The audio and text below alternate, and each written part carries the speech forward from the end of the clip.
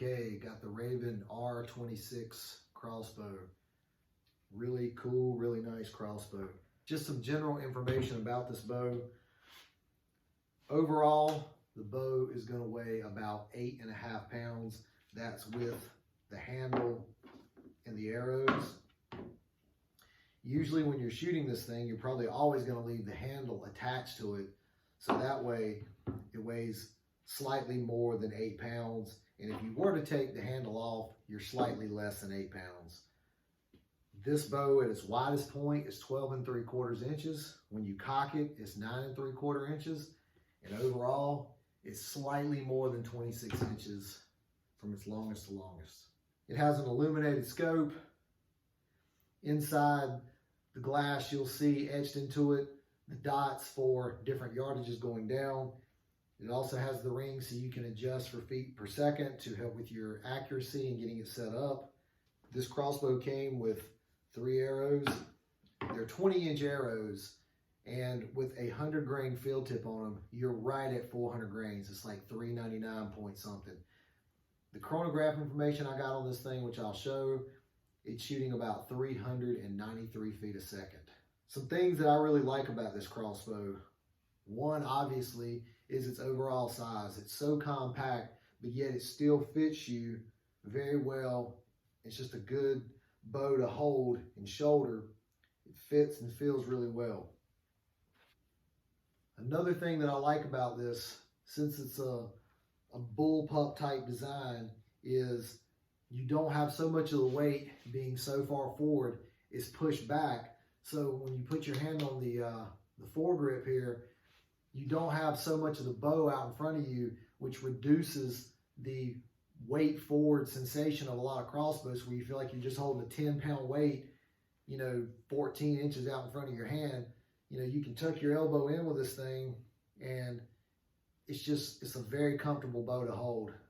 Grip feels good. Everything on this bow feels good.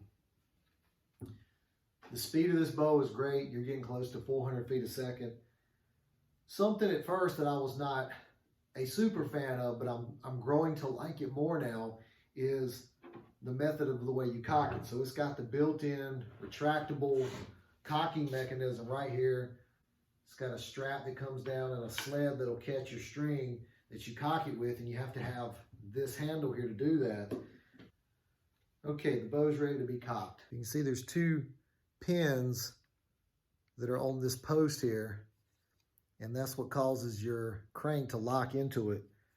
But on the back of this thing, there's a button in here that you have to push that releases the ratchet mechanism inside of here so this strap can go out. So you line your crank up with that, slip it on, and that's what will give its rotation ability. Now, in order to get the sled going down, that knob that I showed you earlier, you need to put some tension on it, just a little bit, and then that knob will go forward, releasing the ratchet pawl, and then you can crank it and you'll see the sled start traveling downwards.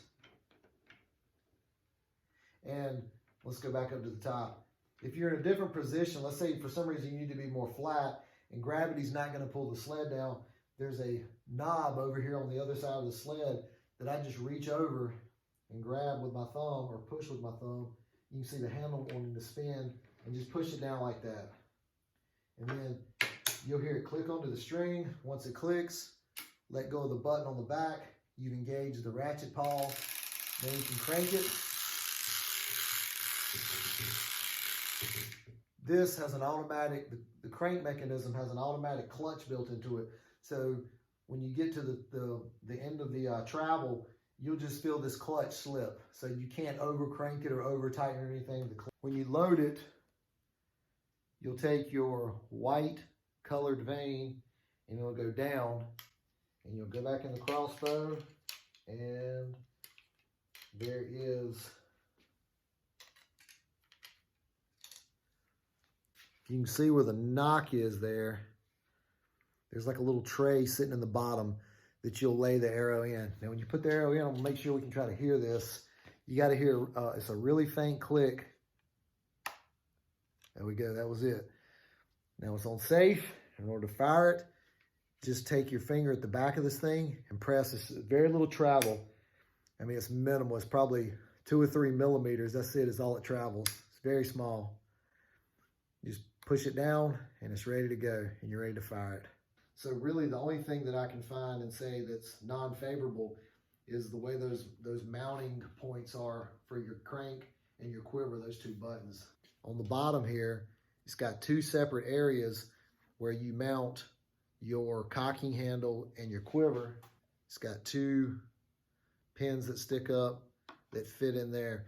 You have to depress these tabs and they're pretty hard to push. So, you know, as I'm gonna demonstrate, I need to get this on here. So I put it up there and you have to push and click it in.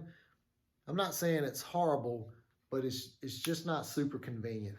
But when you're somewhere and you really gotta push that thing in, I mean, it's hard to depress and to pull these out. It's just not flawless in its removal. Whereas some of the other bow systems that I have, whether it's a compound bow or a crossbow, it's very simple to attach the quiver and remove the quiver. I don't feel like I'm struggling against it. And with this one, I'm not saying it's a terrible struggle, but you do feel like it's a little bit of a challenge. That time it clicked in perfect, very stable. So far, this has been a really, really fun crossbow to shoot. Super small, compact. Just a good crossbow overall.